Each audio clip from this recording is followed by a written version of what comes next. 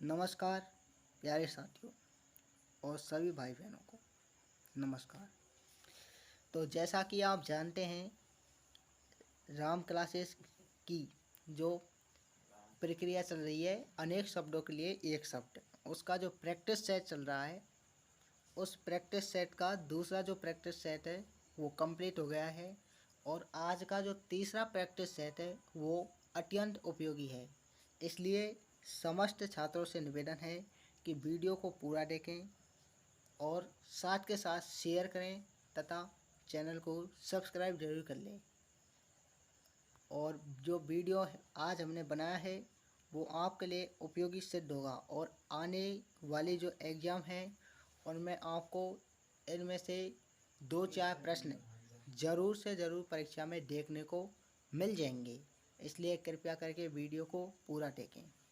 तो क्लास शुरुआत करते हैं। किसी वस्तु को प्राप्त करने की जो तीव्र इच्छा होती है उसको क्या कहते हैं? ये एकल शब्द है।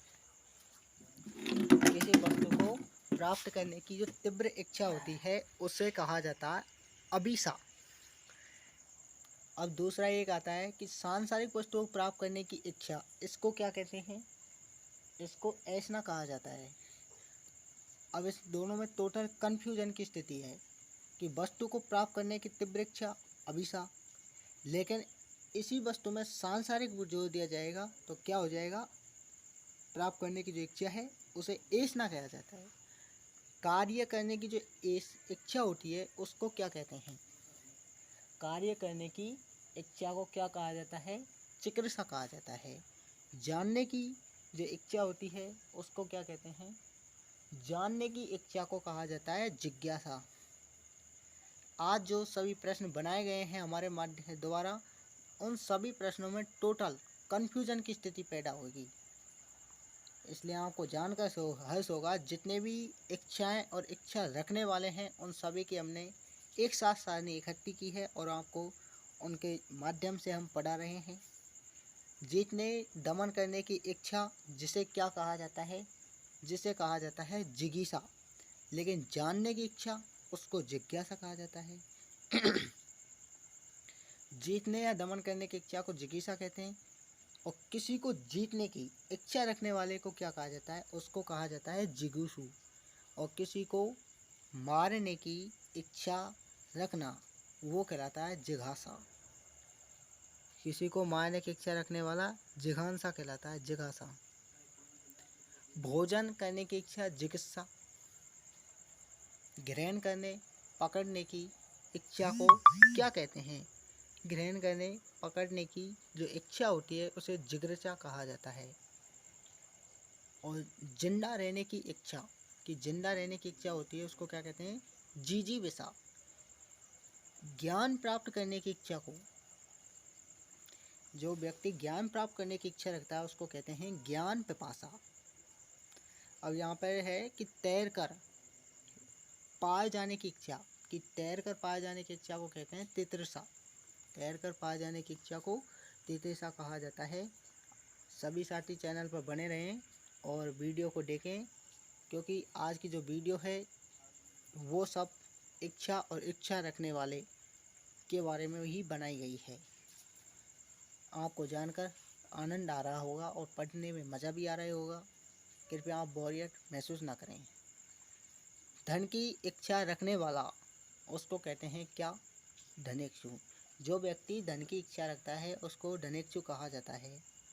पीने की इच्छा रखने वालों को पिपासु कहा जाता है। पीने की इच्छा रखने वाले को पिपासु कहा जाता है। लेकिन ज्ञान प्राप्त करने की इच्छा रखने वाले को ज्ञान पिपासा कहा जाता है। तो यहाँ पर इन दोनों शब्दों में टोटल कन्फ्यूजन की स्थिति पैदा हो रही है, तो आप इसको थोड़ा गौर करके चलें और ध्यानपूर्वक पढ़ें।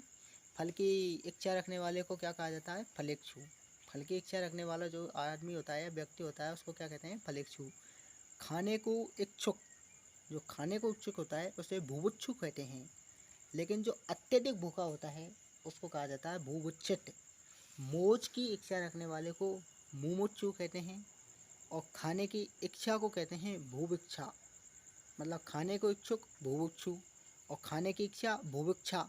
और जो अत्यधिक भूखा हो उसे भूभुक्षित कहते हैं। मोक्ष की इच्छा रखने को वाले को मुमुक्षु, मरने की इच्छा रखने वाले को कहा जाता है मुमूर्षा। लेकिन मरणासन अवस्था और मरने को जो होता है उसको कहते हैं मुमूर्षु। युद्ध की इच्छा रखने वाले को कहा जाता है युयुत्सु। युद्ध की इच्छा रखने वाले को युयुत्सु कहा जाता है। युद्ध करने की इच्छा को युयुत्सा कहा जाता है, कि मतलब युद्ध करने की जो इच्छा होती है उसको कहते हैं युयुत्सा, लेकिन युद्ध करने की इच्छा रखने वाले को युयुत्सु कहते हैं। शुभ चाहने वाले को क्या कहा जाता है? शुभ चाहने वाला जो व्यक्ति होता है उसको कहते हैं शुभेच्छु। और इसी प्रकार से अगला शब्द है कि हित चाहने वाला। जो व्यक्ति हित चाहता है, हित चाहने वाला होता है, उसे हितैषी कहते हैं, उसे हितैषी कहा जाता है।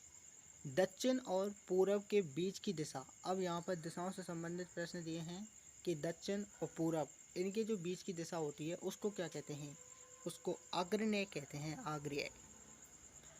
पूर्व और उत्तर के बीच की दिशा, इधर तो दक्षिण और पूर्व की दिशा को आग्र्य कहते हैं, पूर्व और उत्तर के बीच की दिशा को क्या कहते हैं? ईशान कहते हैं। उत्तर और पश्चिम के जो बीच की दिशा होती है उसे वायव्य कहते हैं। उत्तर और पश्चिम के बीच की दिशा को वायव्य, दक्षिण और पश्चिम के बीच की दिशा को कहते हैं नैऋत्य। तो यहाँ पर ये जो दक्षिण और पूर्व के बीच की दिशा, पूर्व और उत्तर के बीच की दिशा, उत्तर और पश्चिम के बीच की दिशा, दक्षिण और पश्चिम के बीच की दिशा, दोनों तीनों चारों पढ़ने योग्य हैं और ध्यान रखने योग्य हैं। इनको थोड़ा गौर से पढ़ें। अपने सहारे पर रहने वाला उसको कहा जाता है स्वावलंबी। और जो प्रमाण से सिद्ध नहीं हो सके, कि जो प्रमाण से सिद्ध नहीं हो सके उसे क्या कहा जाता है? उसे अप्रमेय कहते हैं। और जो प्रमाण से सिद्ध हो सके उसे प्रमेय कहा जाता है, लेकिन जो प्रमाण से सिद्ध नहीं हो उसे अप्रमेय कहते हैं। जो स्त्रीय सूर्य ने देख सकी, कि जो स्त्रीय सूर्य ने देख सके उसे असूर्य पश्या कहा जाता है। जिसकी पहले से कोई आशा नहीं हो उसे कहते हैं अप्रत्याशित। जिसकी पहले से कोई आशा नहीं हो जिसे अप्रत्याशित कहा जाता है। वह स्त्री जिसका पति परदेश से विदेश गया हो, मतलब परदेश गया हो या विदेश गया हो, उसको क्या कहा जाता है? ऐसी जो महिला होती है उसको कहते हैं प्रोषित पट्टिका। पैर से सिर तक रहने वाला या फिर होता है उसको आपाद मस्तक कहते हैं। जिसमें संसार के प्रति मोह न रहा हो उसे वितरागी कहते हैं। जंगल में जो आग लग जाती है उसे दावानल कहते हैं। समुद्र में जो आग लगती है उसे बड़वानल कहते हैं। पेट में जो आग लगती है उसे जतरांगी कहते हैं। जो तत्काल सोचकर उत्तर देता है उसकी ऐसी मट्टी को क्या कहते हैं? प्रत्युत मट्टी। जिसका संबंध पृथ्वी से होता है उसे पार्थिव कहते हैं।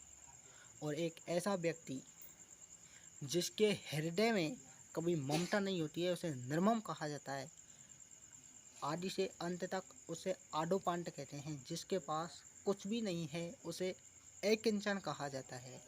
जो वाणी द्वारा व्यक्त नहीं किया जा सके उसे क्या कहते हैं? निर्वचनीय कहा जाता है। आप सभी वीडियो को भाई पूरा देखें, लेकिन आप लोगों की एक ही कमी है, आप इसको लाइक नहीं करते हैं। और लाइक नहीं करते हैं तो हमको ये पता नहीं चलता है कि आपने कितने वीडियो को कितने लोगों ने देखा है। इसलिए वीडियो को पूरा देखें और लाइक ज़रूर करके जाएं। जो वाणी द्वारा व्यक्त नहीं किया जा सके उसे निर्वचनीय कहा जाता है। वह स्थान जो पृथ्वी, चंद्रमा, सूर्य आदि के मध्य स्थित होता है उसे अंतरिक्ष कहा जाता है। कंजूसी से धन व्यय करने वाला होता है कृपण। मुझे लगता है आज हम 50 शब्द ही लेते हैं, 50 ही बहुत हैं आज के लिए, तो 50 तक थोड़ा पढ़ लेते हैं अपन। कि कंजूसी से धन व्यय करने वाला होता है जिसे क्या कहते हैं? कृपण। और पर्वत की तलैती को उपट्टिका कहा जाता है। पर्वत की जो तलैती होती है उसे उपट्टिका कहा जाता है। मछली की तरह गोल आंखें रखने वाली होती है उसको क्या कहते हैं? मीनाक्षी कहा जाता है। मनमाना आचरण करने वाली जो स्त्री होती है उसको क्या कहते हैं? अबीरा। जिस पर आक्रमण हो उसे आक्रांत कहते हैं। जिस पर आक्रमण हो उसे आक्रांत कहते हैं। तो इसी प्रकार से आज जो हमारे शब्द हैं, अनेक शब्द के लिए एक शब्द, उनके हमने 50 शब्द कंप्लीट किए हैं। और ये 50 शब्द वेरी वेरी इम्पोर्टेंट हैं बहुत बहुत महत्वपूर्ण है। इसलिए आप इन शब्दों को कॉपी में, फेयर कॉपी में इनको लिख लें और बार बार इनको पढ़ें, क्योंकि ये जब परीक्षा में आते हैं तो टोटल कन्फ्यूजन की स्थिति बनती है। इसलिए इस कन्फ्यूजन की स्थिति से बचने के लिए इनको बार बार याद करें, मनन करें। तो इसी प्रकार से हमारा ये सेशन कंप्लीट होता है आज का। और आप सभी से निवेदन है कि वीडियो को शेयर करें, सब्सक्राइब करें तथा लाइक करें। Thank you, bye bye.